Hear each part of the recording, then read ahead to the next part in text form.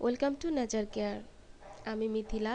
চলুন দেখে নেই বদহজম থেকে মুক্তি পেতে প্রাকৃতিক কার্যকর উপায়। পেট ব্যথা বদহজমের একটি সাধারণ উপসর্গ, যা মাঝে মধ্যে প্রকট হয়ে ওঠে। পরিপাকতন্ত্রে বড় কোনো সমস্যা নেই, তবুও সহজে কিছু হজম হয় না। কিছু খেলেই তাদের পেট কামড়ায়, মলত্যাগ করলে সেই অস্বস্তি কমে।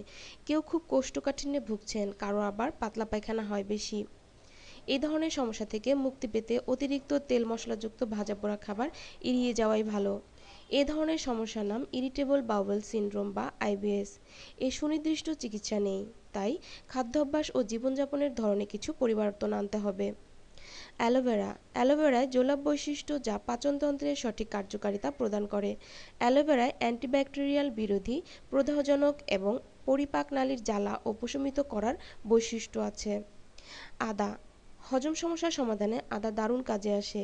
এটা ব্যাকটেরিয়া বিরোধী জীবাণুনাশক। এটা জারকরস এবং এনজাইম প্রবাহ সঠিকভাবে সরবরাহ করে এবং খাদ্য হজমে সহায়তা করে। প্রতিদিন 2 থেকে 3 বার আদা চা পান করতে পারেন। রমজান মাসে ইফতারের পর আদা চা পান করলে উপকার পাবেন। হলুদ। সাধারণ হজম সমস্যার সমাধান করে হলুদ। কারকিউমিন হলুদের সক্রিয় উপাদান, পিত্তমুক্তিতে সাহায্য করে। এটি হজম ও লিভার ফাংশন উন্নত করে। এছাড়া বিরোধী, প্রদাহজনক গ্যাস্ট্রো ইন্টেস্টিনাল নালীর প্রদাহ কমাতে সাহায্য করে।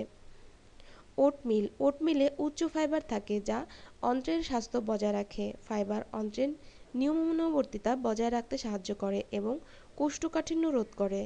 ওটমিল একটি কম চর্বিযুক্ত খাদ্য, তাই ডায়রিয়ায় ভুগলেও এটা খেয়ে আপনি হজম করতে পারবেন। বন্ধুরা, ভিডিওটি ভালো লাগলে অবশ্যই লাইক এবং শেয়ার করবেন, আর চ্যানেলটি সাবস্ক্রাইব করতে ভুলবেন না।